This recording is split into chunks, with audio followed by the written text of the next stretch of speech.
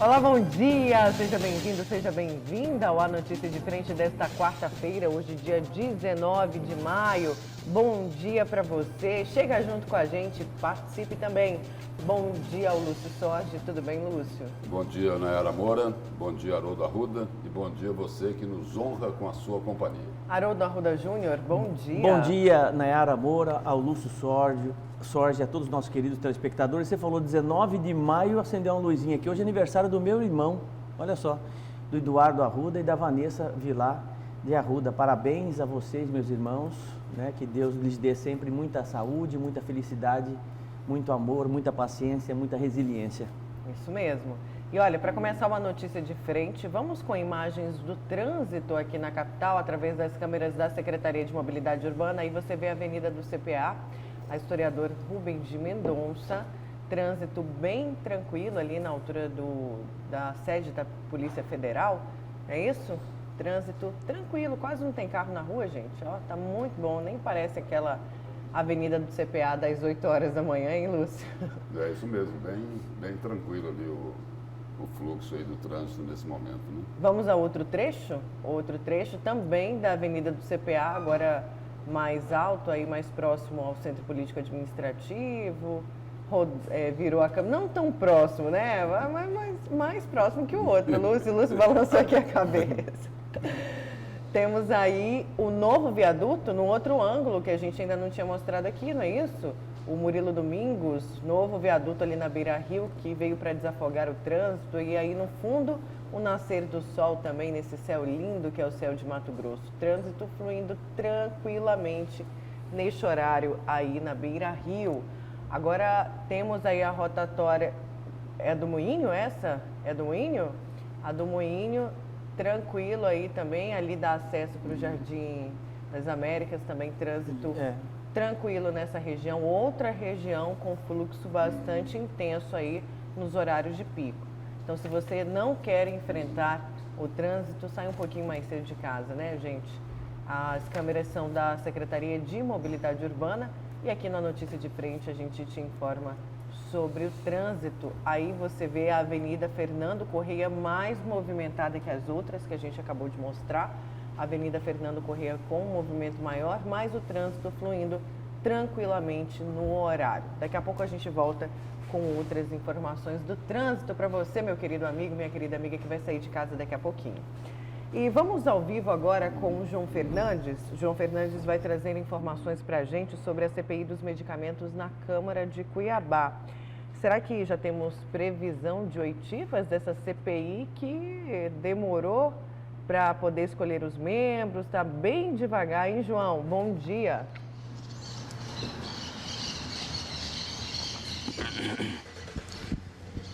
Oi, Nayara, bom dia para você, Lúcio, Haroldo, para quem está em casa também, uma excelente e abençoada quarta-feira. Pois é, as primeiras intimações para convocar os envolvidos, não é? Os responsáveis pela assinatura do contrato da Prefeitura de Cuiabá com a Norge Pharma, que é a empresa encarregada por administrar ali o depósito de remédios do município, foram expedidas ontem por integrantes da comissão parlamentar de inquérito para poder, que investiga, na verdade, não é, a CPI dos medicamentos. Isso acontece, obviamente, aqui na Câmara Municipal de Cuiabá. De acordo com o presidente da CPI, o vereador Lilo Pinheiro, gestores da empresa e servidores da Secretaria Municipal de Saúde devem prestar esclarecimentos sobre o processo que culminou na contratação da Norge Pharma.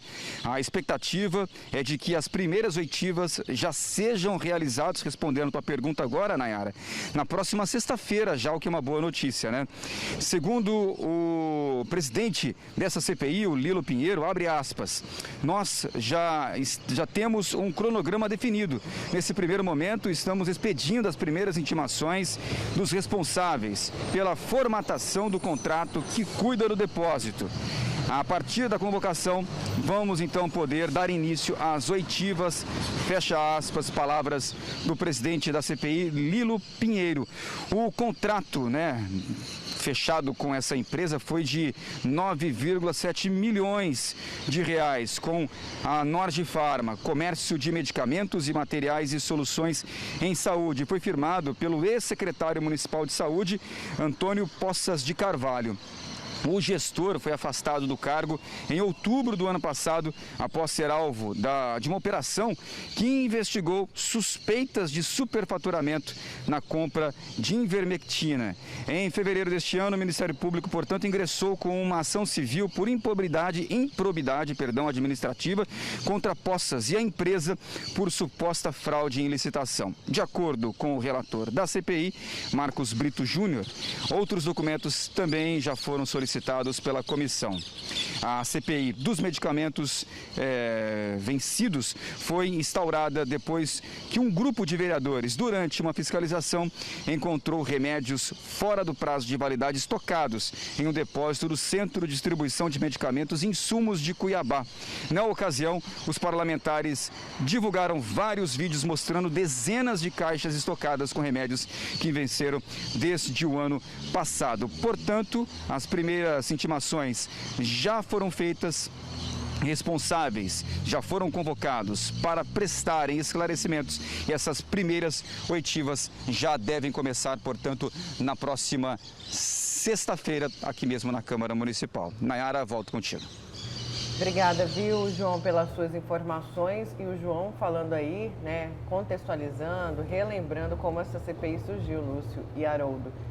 E lembrando também que a situação pulou na frente da oposição que estava lá no dia do medicamento, encontrado. Eu vou esperar um pouco, né, para não dizer, o Lúcio está colocando o carro na frente dos bois, né? Mas é o seguinte, essa CPI aí, ela tem um jeitão assim, diferente, né? Tem um cheiro. Tem um cheiro característico de uma enorme pizza, não é isso? Pela forma como ela foi montada, né? Quer dizer, a oposição é que denunciou aquele escândalo dos medicamentos vencidos, né? Aí o seguinte, aí eles correram, né, a situação para apresentar uma CPI para que a oposição não fizesse isso. Aí o seguinte, não permitiram que pelo menos um vereador da oposição ocupasse um cargo lá que é importante, né? Já que o Lilo Pinheiro foi quem fez o requerimento, ele seria o presidente, né, pelo próprio regimento da Câmara. Agora, o relator não podia ser da oposição.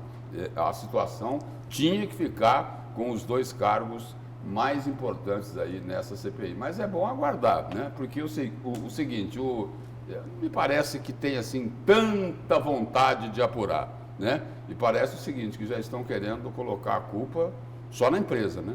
Como se... Aí o seguinte, ninguém fiscalizava a empresa? Essa é a pergunta que se faz, né? Então... mas vamos aguardar. Vamos aguardar. E o seguinte, estão entrando na justiça para tentar tirar o vereador Marcos Brito, que ficou como relator dessa CPI, porque eles estão querendo declarar ele como suspeito, porque ele é filho do ex-procurador da Prefeitura de Cuiabá. Me parece que é ex, né? Sim, que também tem o mesmo nome, não é? Não é isso? Ele foi afastado na época. Ele chegou a ser afastado, mas o procurador da Prefeitura tem que opinar, né, por uma questão de ordem legal, sobre todas as compras que são feitas pela Prefeitura, né? Inclusive a contratação dessa empresa que era, digamos assim, responsável pela guarda, pelo controle desses medicamentos que acabaram perdendo o prazo de validade. Essa CPI ela é uma CPI efetivamente monitorada e muito bem monitorada pelo Executivo. A gente já conhece bem essa história pelo lastro de falta de moralidade, vamos dizer assim, por parte exatamente da forma pela qual ela é constituída, né, lá na própria Câmara de Vereadores de Cuiabá. Todas as vezes que você tem premissas falsas para que você possa construir argumentos para chegar em algum lugar positivo, né, montando uma verdade, né, tentando achar a verdade, né, você não vai encontrar nunca. É o que acontece. Você tem ali exatamente uma composição de vereadores que não tem, de certa forma, não vão buscar, de certa forma, a verdade dos fatos. Neste exato momento, a maioria, considerando que a maioria faz parte da situação, né, tem, de certa forma, uma extensão aí do braço do prefeito Emanuel Pinheiro dentro da Câmara de Vereadores de Cuiabá. Nesse exato momento, eles estão procurando caminhos mais leves e mais confortáveis para justificar razões. justificar razões e acobertar erros, né? Acobertar atos de ilicitude. Pelo menos esse é o caminho que sempre foi traçado em todas as CPIs que são montadas nas câmaras de vereadores, na Câmara de Vereadores aqui em Cuiabá. Não teve uma CPI que efetivamente teve um resultado positivo, sob o ponto de vista de atender os anseios da sociedade, o que a sociedade espera. Vá à rua e pergunte para cada 10 pessoas o que é que eles esperam do resultado da CPI dos medicamentos na Câmara de Vereadores de Cuiabá, considerando esta CPI que foi montada, você vai ver o resultado. Eu duvido você ter aí pelo menos uma ou duas pessoas que realmente acreditam que isso surtirá algum efeito positivo. E é o que a gente pensa. E no Jornal A Gazeta de hoje tem uma outra notícia aqui que eu quero destacar, porque ela envolve também a Câmara Municipal de Cuiabá. A notícia aqui é a seguinte: projeto para fazer plebiscito ganha corpo no Legislativo. O presidente da Câmara de Cuiabá, Juca do Guaraná Filho, do MDB, afirmou que o projeto para abrir um plebiscito sobre a troca do VLT pelo BRT está, abre aspas, ganhando musculatura, fecha aspas, dentro do Legislativo. Segundo ele, a ideia tende a prosperar porque partiu...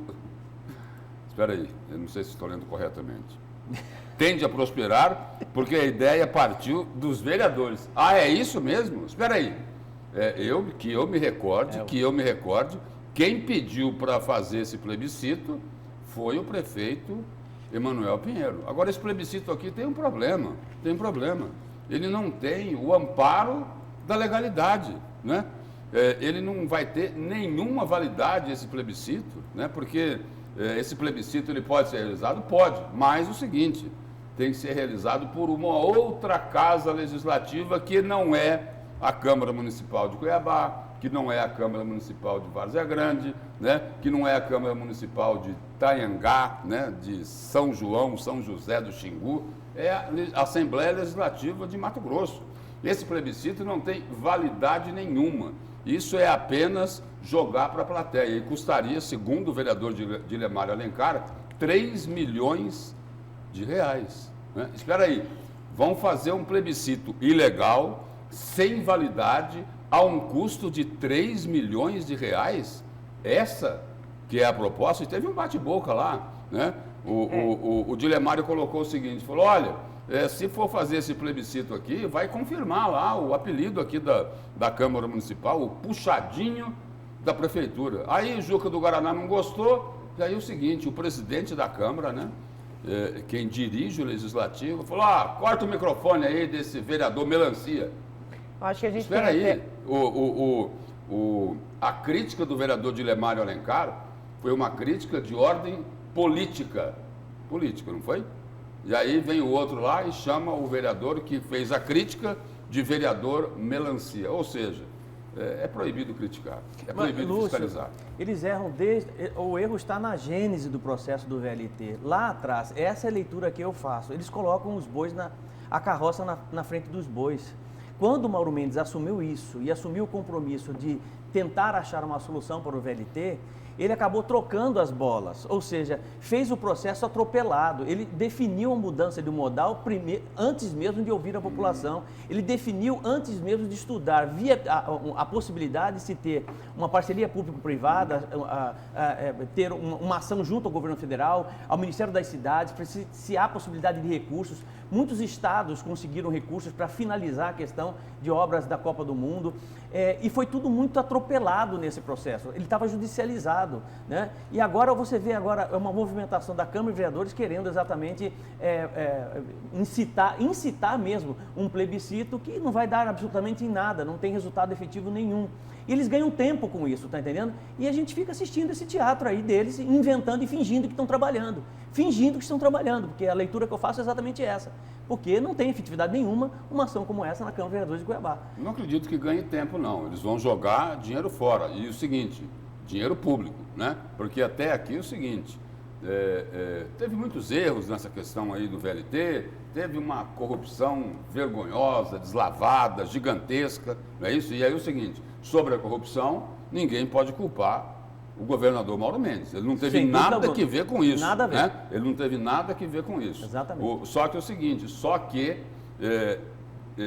teve lá a exigência da Justiça Federal para realizar a consulta pública, foi realizada a consulta pública, quem defende o VLT critica a forma da consulta pública, mas quem tem que dizer se ela valeu ou se não valeu foi a Justiça Federal, que até aqui não se manifestou. E foi a Justiça Federal que determinou a realização da consulta pública. Aí teve a reunião lá do Conselho lá da região metropolitana do Vale do Rio Cuiabá, que aprovou por 13 votos a 4 a mudança do modal, do VLT para o BRT, inclusive com um relatório preparado pelo prefeito do MDB, Calil Baracate, que estava dizendo na imprensa o seguinte: olha, eu mudei de posição pelo seguinte, porque nós precisamos de um transporte coletivo melhor. E o BRT, pelo que o projeto do governo mostrou, é quem pode propiciar isso de uma forma mais rápida e mais eficiente do que este vergonhoso transporte coletivo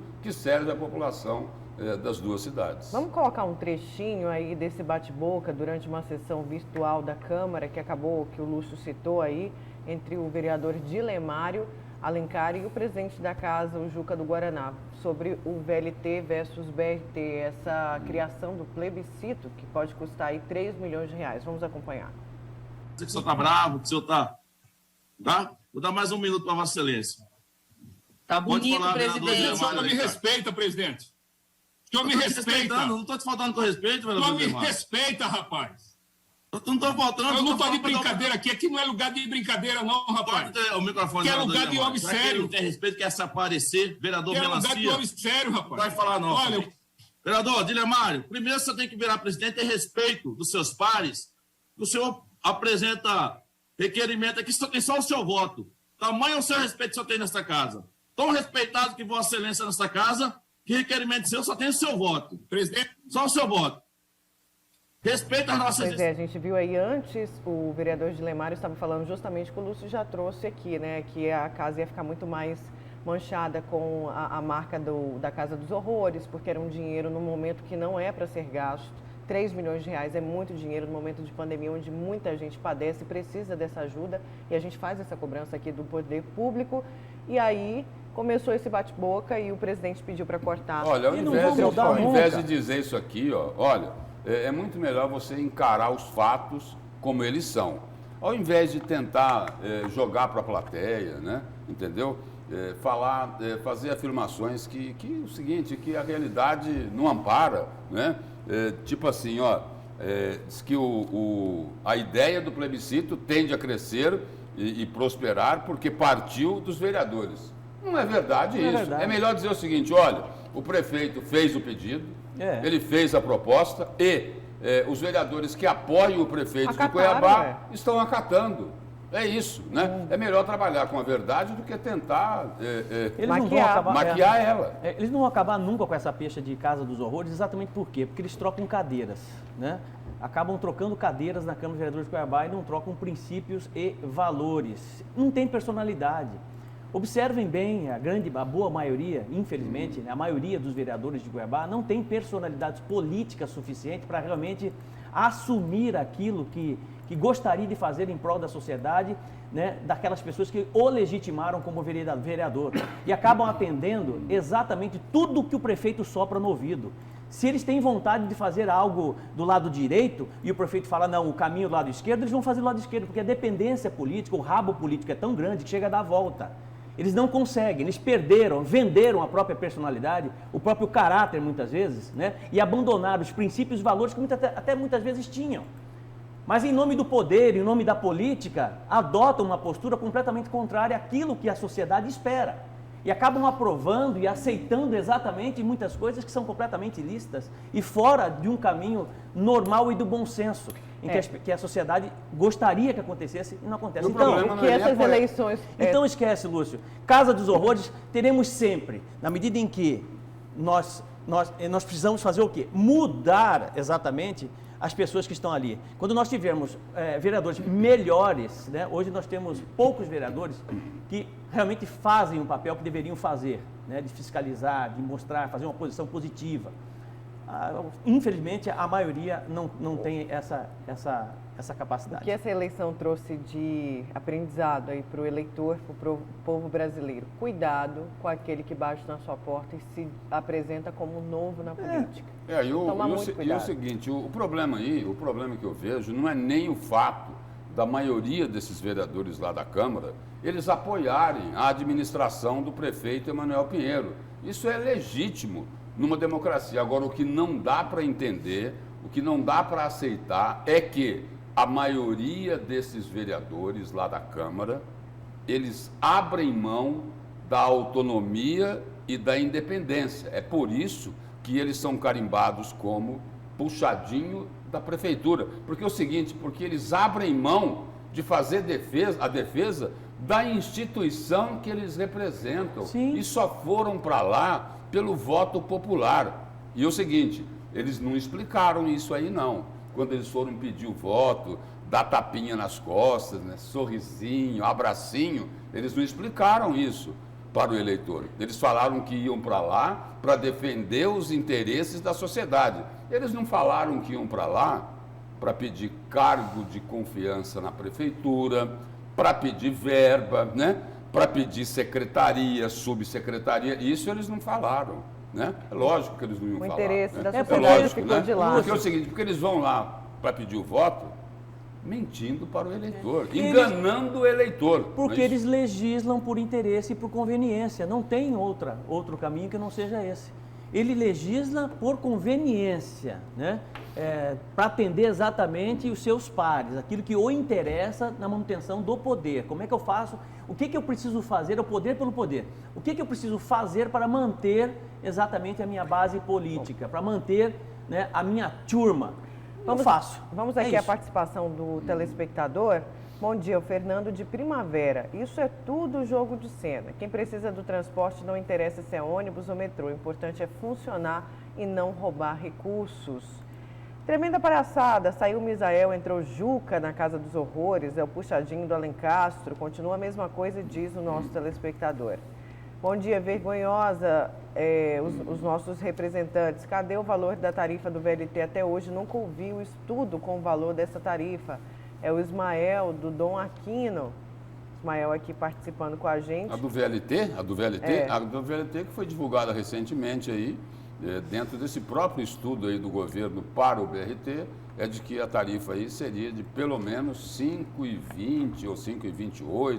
É alguma coisa em torno de R$ 5,20 foi o que o governo divulgou nesse estudo aí, onde eles aprovaram a mudança do modal para o BRT. E lembrando que o nosso transporte público já está em R$ 4,10. Também Exatamente. bastante caro para o que a gente tem. Ontem, o novo secretário de Mobilidade Urbana, o Juarez Samaniego, disse ao programa Tribuna da Rádio Vila Real que a nova frota, os novos ônibus, estarão rodando, aquele ônibus, né, aquela licitação do ano passado, estarão rodando provavelmente em julho deste ano. Agora, vocês estão entendendo o quanto que o VLT é ameaçador para o mercado? Né? Com uma tarifa de R$ 5,00 contra uma tarifa de 4 e pouco do ônibus, você tendo muito mais comodidade, muito mais conforto, rapidez, ar-condicionado. Vocês estão entendendo o enfrentamento que é exatamente um modal desse, altamente sustentável para a indústria, para a máfia do transporte coletivo? Isso é uma ameaça gigantesca, gente. A população precisa entender exatamente isso. Está entendendo? Quer dizer, não é só mudança de modal, não. Os caras do transporte coletivo vão perder muito, porque o cara não vai sair, vai deixar de utilizar o VLT para poder utilizar um ônibus quebrado, velho, regaçado, andando na cidade. Entendeu? Ele vai usar o VLT. Aí, mas nessa ótica aí tem uma outra leitura também, né? Se essa tarifa do VLT de R$ 5,20, R$ 5,28, ameaça os ônibus com uma tarifa de R$ 4,10, a do BRT ameaça mais. Porque o que foi divulgado é de que a tarifa do BRT será de R$ 3,00 e de 4 centavos. Então, a do BRT, né, se a gente for fazer a análise dessa forma, sob esse prisma, ameaça mais as empresas do transporte coletivo. Vou trocar o verbo, Lúcio. Ameaçaria se não fosse do mesmo grupo. Temos uma informação de não importa, segura só um pouquinho, né, que isso aqui é importante. Mas a licitação ameaçaria, não foi feita. Eu sei, mas ameaçaria. Não, mas não tem. Ameaçaria. Mas quem vai ganhar a licitação? Quem vai ganhar a licitação?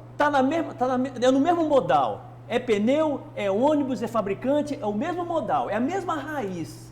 Tá entendendo? Quer dizer, então, ameaçaria se não fosse da mesma turma. Mas nós já podemos saber quem é que vai ganhar a licitação? Ué, o Mauro Mendes já comprou ônibus, Lúcio. Ah, ele comprou? Diz que já comprou ônibus. Já comprou ônibus. O ônibus é Volvo, Marco Polo, é o mesmo ônibus que utiliza... Mas a informação é de que esses ônibus serão doados para a Prefeitura de Não Cuiabá. sei. Né? Só sei que realmente... A informação é essa, de que vão doar os ônibus para a Prefeitura de Cuiabá. Não sei, só sei que... Agora, eu não Bom, sei gente, se ele, assim, eu não sei se ele comprou, porque a licitação não foi lançada ainda. Comprou como? Foi divulgado, inclusive, ano passado. Não, foi divulgada que vai comprar os ônibus, né? Agora, Tomara que não tenha comprado. Agora né? a licitação é para o mês que vem, que foi anunciada. Tomara que não... Gente, eu tenho uma notícia de última hora aqui, que acabou de sair no R7, então eu preciso dar aqui, talvez até em primeira mão. Polícia Federal faz operação contra madeireiros e Ministério do Meio Ambiente. A Polícia Federal faz uma operação na manhã desta quarta contra funcionários da administração pública acusados de facilitar a exportação ilegal de madeira. O ministro do Meio Ambiente, Ricardo Salles, estaria entre os alvos. As investigações foram iniciadas em janeiro deste ano e, a partir de informações obtidas junto a autoridades estrangeiras, foi noticiado possível desvio de conduta de servidores públicos brasileiros no processo de exportação. A operação tem como objetivo apurar crimes contra a administração pública, corrupção, advocacia administrativa, prevaricação e, especialmente, facilitação do contrabando, praticados por agentes públicos e empresários do ramo da madeira. Cerca de 160 policiais federais cumprem 35 mandados de busca e apreensão no Distrito Federal e também nos estados de São Paulo e do Pará. As medidas foram determinadas pelo Supremo Tribunal Federal. Então, a qualquer momento, a gente pode trazer mais informações, inclusive, ainda não se sabe se o ministro Ricardo Salles é alvo desta operação. As notícias estão no portal R7, a qualquer momento a gente traz as informações. Olha... teve recentemente aí um caso envolvendo lá a demissão do superintendente da Polícia Federal do Amazonas, porque ele mandou uma notícia, me parece que uma notícia crime, não sei se o termo técnico é esse, uma notícia crime ao Supremo Tribunal Federal para investigar o que o ministro do Meio Ambiente, Ricardo Salles, estava fazendo em relação à maior apreensão de madeira ilegal aqui no país. Então, me parece o seguinte, que isso daí tende a ser um desdobramento do que aconteceu lá no Amazonas, né? Aliás, essa questão aí relacionada à proteção do meio ambiente é um calo, né, no pé do governo. É isso mesmo. E a qualquer momento você pode obter mais informações aqui nos nossos telejornais. Deixa eu saber os destaques do Lúcio e do Haroldo para hoje. Vamos então aos destaques deles. Qual que vai ser o seu, Haroldo? Olha, eu vou falar um pouquinho, como de praxe, né?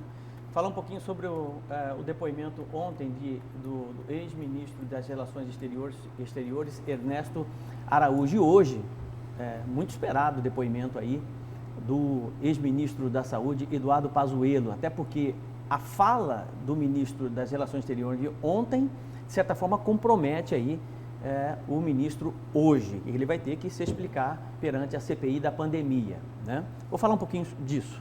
Além de ter sido, né, uma fala mentirosa, vergonhosa e escandalosa. O seguinte, ele negou até o que ele escreveu. Estava né? diferente, né? Eu nem acreditei que era isso. Negou até o que ele escreveu. Disse que nunca criou confusão com a China. Estava bem diferente, viu, daquele ministro do Twitter. E entregou, como o Haroldo disse aí, entregou lá o Eduardo Pazuello, né? Falou tudo. Colocou o Eduardo Pazuello no olho do furacão, não é isso? As Forças Armadas mas devem estar adorando, o Eduardo Pazuello já disse que ele vem com tudo hoje, hein? Vamos esperar o que ele vai falar, né? Vamos para o seu destaque, qual que vai ser, Lúcio? Bom, meu destaque aqui é para falar sobre aquele caso, né, antigo aqui de Mato Grosso, que não resolveu ainda, que é aquela compra de vaga no Tribunal de Contas do Estado. Aí tem uma audiência marcada aí para o mês de julho, né? E quem marcou essa audiência foi o juiz lá da Vara Especializada da Ação Civil Pública e Ação Popular. No dia 12 de julho, vão discutir lá aquela compra de vaga do conselheiro afastado Sérgio Ricardo pela bagatela de 12 milhões de reais. E olha, tem 7 réus aí envolvidos nesse processo. Só gente grande, só tubarão, né? Tem um aí que está condenado a mais de 100 anos de prisão, não é isso? Ah, e tem também um ex-ministro, né? O ex-ministro Blairo Maggi também está envolvido nesse processo da compra de vaga daquela cadeira luxuosa de conselheiro do Tribunal de Contas. Falaram até o seguinte, aqui está 12, né? Mas disseram que na realidade ela chegou a custar 15 milhões de reais. Pois é, caríssima. Gente, vamos aqui mudar de assunto, falar de educação. Profissionais da educação podem entrar em greve caso a Secretaria Estadual de Educação mantenha a retomada das aulas presenciais aqui em Mato Grosso. A repórter Nayana Bricá conversou com o presidente do Sintep e explica quais são as reivindicações da categoria. Vamos conferir. O Sintep Mato Grosso deve realizar na próxima sexta-feira uma nova assembleia com todos os servidores para definir esse indicativo de greve. O Valdeir Pereira, que é presidente da entidade, está com a gente. Valdeir, o que vocês esperam discutir nessa assembleia que será realizada na próxima sexta-feira? Nós pretendemos fazer essa discussão do decreto 333, uma portaria, na realidade, do governo do estado de Mato Grosso, que definiu que desde essa segunda-feira é para os trabalhadores cumprirem a jornada de trabalho no âmbito das escolas. Isso sem vacinação e também já é um indicativo de uma possibilidade do retorno das aulas presenciais com os estudantes, porque também determinou o estabelecimento do plantão pedagógico com atendimento de 5 estudantes. A categoria vem tentando já há algum tempo que todos os profissionais da educação sejam vacinados. Caso isso aconteça, vocês estão dispostos a retomarem as aulas de forma presencial? Sim, a partir do momento que você tem a vacinação, já é possível discutir o retorno das aulas presenciais, exceto para o grupo daqueles estudantes da educação de jovens e adultos e o último ano do ensino médio, que a gente já tem o grupo daqueles que já devem ser imunizados. E aí o risco é maior, porque já nesse grupo você encontra na sua grande maioria trabalhadores, e aí ele já tem esse ir para o trabalho, voltar para casa, ir para dentro da escola, e aí colocaria em risco a saúde tanto desses estudantes como dos trabalhadores. O que vem faltando aí nessa negociação para os servidores serem vacinados, visto que aqui na capital, por exemplo, a gente tem outros grupos prioritários, motoristas de ônibus, diversos grupos que já receberam as doses da vacina, né? A gente sabe que o Sintep é um sindicato estadual, né, que representa a categoria de todo o estado, mas existe a possibilidade de negociação também com cada município. Nesse caso aqui, a autorização, na sua grande maioria, depende do governo do estado de Mato Grosso. Ele até fez uma solicitação, mas depois disso só divulgou na imprensa, mas não deu nenhum retorno efetivo, que seria 10% das vacinas que chegassem no estado de Mato Grosso serem destinadas para os trabalhadores da educação. Mas isso foi apenas um anúncio que o governo fez nas redes sociais, mas não se concretizou efetivamente. A gente está com esse problema de não ter a vacina, né? Porque se nós tivéssemos a vacina em larga escala aqui no estado de Mato Grosso, que é um dos últimos, quando você olha a questão da aplicação da vacina, nós já estaríamos num patamar de maior tranquilidade. Além, então, da vacinação, vocês querem também que os profissionais não precisem ir até as unidades de ensino no momento como é o que está acontecendo?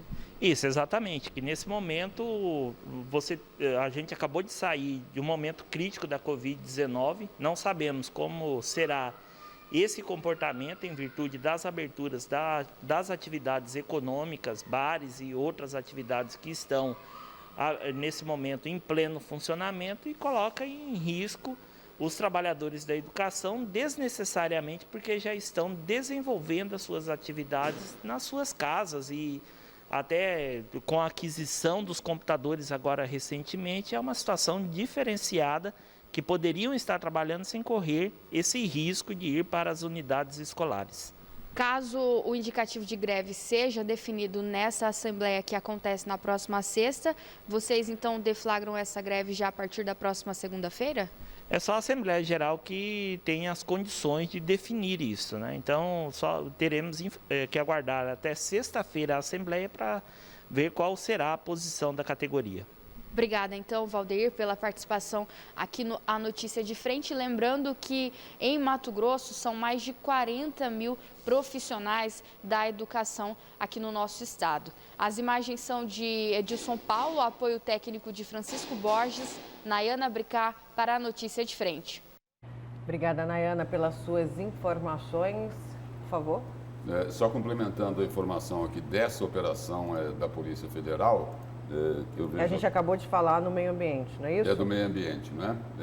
A CNN Brasil divulgou agora há pouco a informação de que entre os crimes supostamente cometidos há a prática de corrupção, advocacia administrativa, prevaricação e especialmente facilitação de contrabando. E o seguinte, tem um outro ponto aqui que chama ainda muito a atenção. Olha só, porque é grave.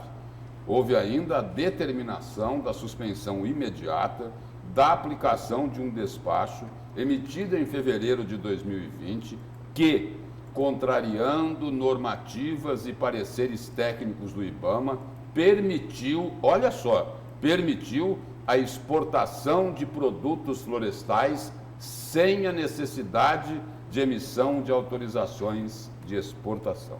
É gravíssimo. E parece que confirmou que o ministro é tudo alvo a dessa ver operação. com aquela maior apreensão de madeira pela Superintendência da Polícia Federal do Amazonas, que foi demitido.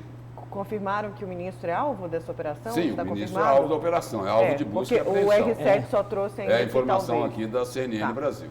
A gente vai trazer mais informações sobre essa operação, claro, ao decorrer dos nossos telejornais. Tem o Fala Brasil, depois a Notícia de Frente também, que vai destacar isso.